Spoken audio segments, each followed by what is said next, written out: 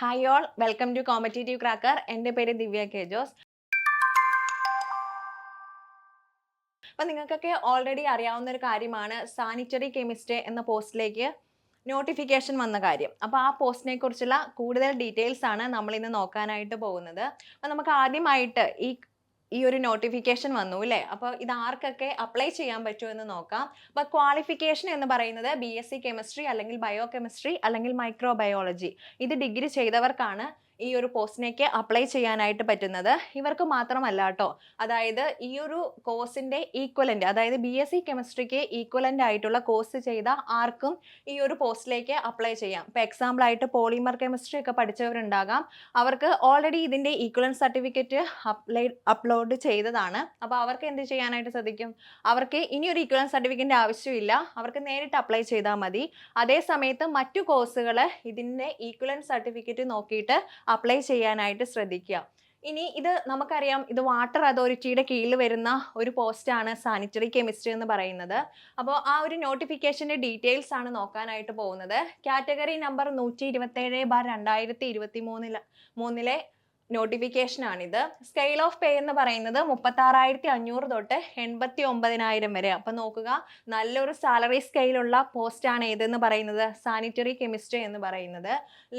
Last date of apply എന്ന് പറയുന്നത് 16/8/2023, അതായത് ഓഗസ്റ്റ് 16-ാം തീയതിയാണ്.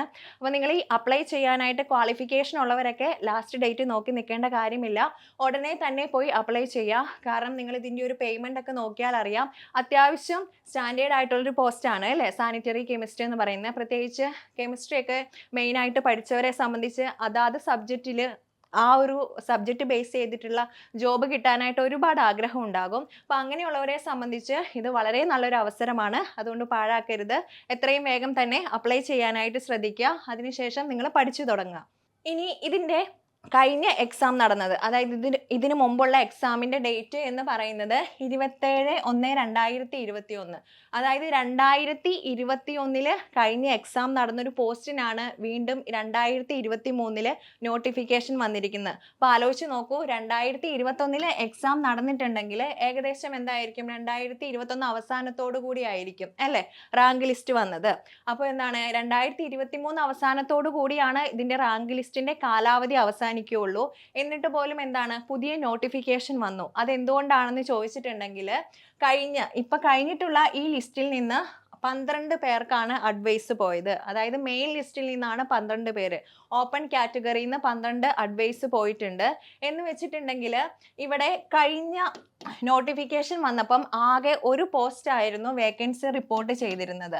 ആ ഒരു റിപ്പോർട്ടിൽ നിന്നാണ് ഇവിടെ 12 അഡ്വൈസ് പോയിരിക്കുന്നത്. അപ്പോൾ ആലോചിച്ച് നോക്കുക, ഇനിയുള്ള വേക്കൻസി എന്ന് പറയുന്നത് അല്ലെങ്കിൽ ഇനിയുള്ള ലിസ്റ്റിൽ നിന്ന് കൂടുതൽ അപ്പോയിൻമെൻറ്റ് നമുക്ക് പ്രതീക്ഷിക്കാവുന്നതാണ്. അപ്പോൾ എന്തുകൊണ്ടാണ് ഇത് കഴിയുന്നതിന് മുമ്പ്, അല്ലെങ്കിൽ ലിസ്റ്റ് 2023 അവസാനത്തോടു കൂടിയേ കംപ്ലീറ്റ് ചെയ്യുള്ളൂ. അപ്പോൾ കഴിഞ്ഞ ലിസ്റ്റിലെ മെയിൻ ലിസ്റ്റിൽ ഉൾപ്പെട്ടവരുടെ എണ്ണം എന്ന് പറയുന്നത് ഇവിടെ ഒരു വേക്കൻസി ഉള്ളത് കൊണ്ട് തന്നെ 10 പേരായിരുന്നു മെയിൻ ലിസ്റ്റിൽ ഉൾപ്പെട്ടത്. അപ്പോൾ ആ 10 പേർക്കും പോസ്റ്റിംഗ് ഓർഡർ പോയതുകൊണ്ടും ആ ലിസ്റ്റ് കഴിഞ്ഞതുകൊണ്ടുമാണ് ഉടനെ തന്നെ പുതിയൊരു നോട്ടിഫിക്കേഷൻ വന്നിരിക്കുന്നത്.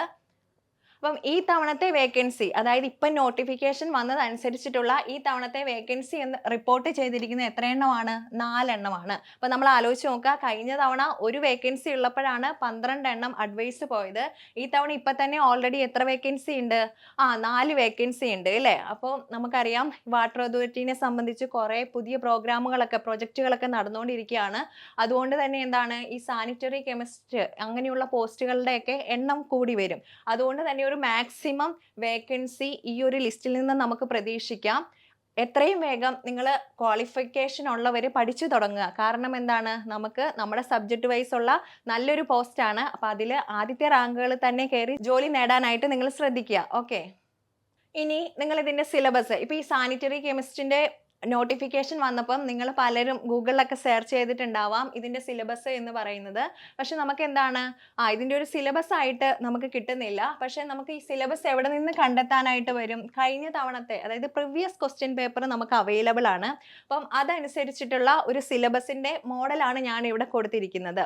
അപ്പം നിങ്ങൾ നോക്കുക, ഇതിൽ പറഞ്ഞിട്ടുള്ളത് നമ്മുടെ ഇതിൻ്റെ മാർക്ക് ഡിസ്ട്രിബ്യൂഷൻ എന്ന് പറയുന്നത് നിങ്ങൾക്കറിയാം 100 മാർക്കിലാണ് എക്സാം വരുന്നത്. ഇതിന് ഇൻ്റർവ്യൂ ഉണ്ട് കേട്ടോ. ഇൻ്റർവ്യൂ ഉള്ള ഒരു പോസ്റ്റാണ് ഇതെന്ന് പറയുന്നത് സാനിറ്ററി കെമിസ്റ്റ്. അപ്പോൾ 100 മാർക്കിൻ്റെ റിട്ടേൺ എക്സാം ആണ്. അപ്പോൾ കഴിഞ്ഞ സിലബസ് അനുസരിച്ചിട്ട് 80 മാർക്ക് കെമിസ്ട്രി പോർഷൻസിൽ നിന്നും 20 മാർക്ക് ജനറൽ ടോപ്പിക്കുമായിരുന്നു. കഴിഞ്ഞ സിലബസ് അനുസരിച്ചിട്ടാണ് പറയുന്നത്. പക്ഷെ എന്താണ്, ഈ തവണ സിലബസിൽ കുറച്ചൊക്കെ മാറ്റങ്ങൾ വരാനുള്ള ചാൻസ് ഉണ്ട്. കാരണം എന്ന് വെച്ചിട്ടുണ്ടെങ്കിൽ കഴിഞ്ഞ തവണ കെമിസ്ട്രി റിലേറ്റഡ് ആയവർക്ക് മാത്രമായിരുന്നു ഈ എക്സാം എഴുതാൻ പറ്റുണ്ടായിരുന്നുള്ളൂ. അപ്പം നമ്മൾ ക്വാളിഫിക്കേഷൻ നോക്കിയ അനുസരിച്ച് മൈക്രോബയോളജി അല്ലേ, ബയോളജിയുമായിട്ട് ബന്ധപ്പെട്ട കോഴ്സ് പഠിച്ചവർക്കും ഇത് അപ്ലൈ ചെയ്യാവുന്നത് കൊണ്ട് തന്നെ മൈക്രോബയോളജി അങ്ങനെയുള്ള ടോപ്പിക്കിൽ നിന്നും ഈ തവണ എന്ത് വരാം, ക്വസ്റ്റ്യൻസ് നമ്മൾ ഉറപ്പായിട്ടും പ്രതീക്ഷിക്കേണ്ടതാണ്. കഴിഞ്ഞ തവണത്തെ ക്വസ്റ്റ്യൻ പേപ്പർ കണ്ടിട്ടുണ്ടെങ്കിൽ അറിയാം, വളരെ ഇപ്പം നോക്കുമ്പോൾ ആ ക്വസ്റ്റ്യൻസ് എന്ന് പറയുന്നത് വളരെ സിമ്പിൾ ആയിരുന്നു. സിലബസ് അനുസരിച്ച് കറക്റ്റ് ആയിട്ട് അല്ലേ, +1 +2 അതുപോലെ തന്നെ ഡിഗ്രി കെമിസ്ട്രി ടോപ്പിക്കിൽ നിന്നുമുള്ള ക്വസ്റ്റ്യൻസ് ആയിരുന്നു. ആ ക്വസ്റ്റ്യൻസിന്റെ ടോപ്പിക്കാണ് ഇവിടെ ഞാൻ എഴുതിയിരിക്കുന്നത്. അപ്പോൾ കറക്റ്റ് ആയിട്ട് സിലബസ് അനുസരിച്ചിട്ടുള്ള സിമ്പിൾ ആയിട്ടുള്ള ക്വസ്റ്റ്യൻസ് ആയിരുന്നു വന്നിരുന്നത്. പക്ഷെ എന്താണ്, ഈ തവണ നമ്മളെ എക്സാമിന് പ്രിപ്പയർ ചെയ്യുമ്പം ഒരിക്കലും നമ്മൾ അങ്ങനെ നോക്കാനായിട്ട് പാടില്ല അല്ലേ. കാരണം എന്താണ്, നമുക്കറിയാം ക്വസ്റ്റ്യൻ്റെ ലെവൽ എന്ന് പറയുന്നത് മാറി. അതുകൊണ്ട് തന്നെ നമുക്ക് സിലബസ് അനുസരിച്ച് ഓരോ ടോപ്പിക്കിനെ കുറിച്ചും ഡെപ്ത് ആയിട്ടുള്ള ഇൻഫർമേഷൻ വേണം. സ്റ്റേറ്റ്മെന്റ് വൈസ് ഉള്ള ക്വസ്റ്റ്യൻസ് നമ്മൾ എപ്പോഴും പ്രതീക്ഷിക്കണം. അപ്പോൾ അതനുസരിച്ച് വേണം നമ്മൾ എക്സാമിന് പ്രിപ്പയർ ചെയ്യാനായിട്ട്.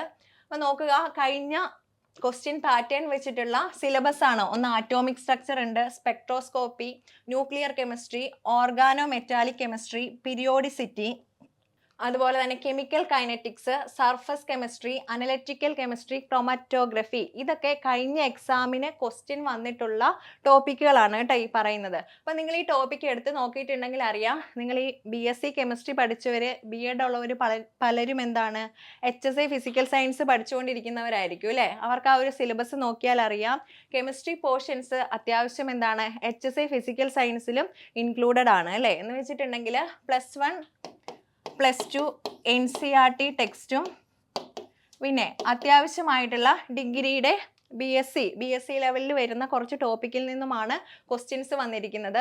അപ്പോൾ എന്ത് ചെയ്യുക, നിങ്ങൾ പ്രീവിയസ് ക്വസ്റ്റ്യൻ പേപ്പർ നോക്കിയിട്ട് ആ ക്വസ്റ്റ്യൻസ് എവിടെ നിന്നാണ് വന്നിരിക്കുന്നത് അതനുസരിച്ചുള്ള ടോപ്പിക്ക് നല്ല കറക്റ്റായിട്ട് തന്നെ ഫോളോ ചെയ്യുക.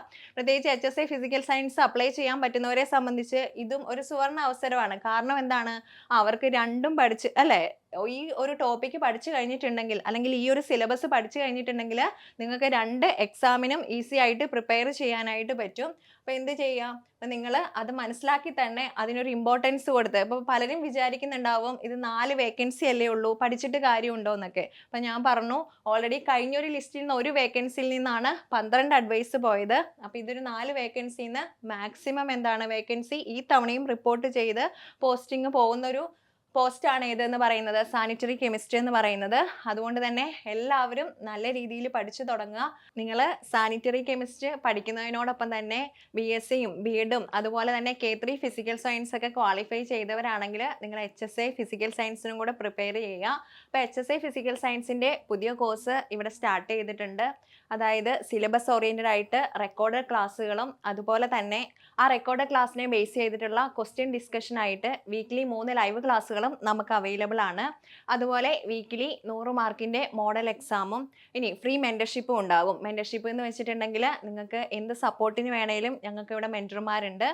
നിങ്ങളുടെ സബ്ജക്റ്റിനെ കുറിച്ചോ അതുപോലെ നിങ്ങൾ പഠിക്കുമ്പോൾ നിങ്ങൾക്ക് എന്തെങ്കിലുമൊക്കെ ഡൗട്ട്സ് ഉണ്ടെങ്കിൽ അത് ക്ലിയർ ചെയ്യാനുള്ള സൗകര്യവും നമുക്കുണ്ട്. ഇനിയും നിങ്ങൾ കോഴ്സിൽ ജോയിൻ ചെയ്തിട്ടില്ലെങ്കിൽ നിങ്ങൾ 8589083568 എന്ന നമ്പറിലേക്ക് നിങ്ങൾ കോൺടാക്റ്റ് ചെയ്യുക. അപ്പോൾ നിങ്ങൾക്ക് കോഴ്സിനെ പറ്റിയുള്ള കൂടുതൽ ഡീറ്റെയിൽസ് ലഭിക്കുന്നതാണ്. അപ്പോൾ ഇനി നല്ലൊരു ക്ലാസ്സുമായിട്ട് കാണാം. താങ്ക്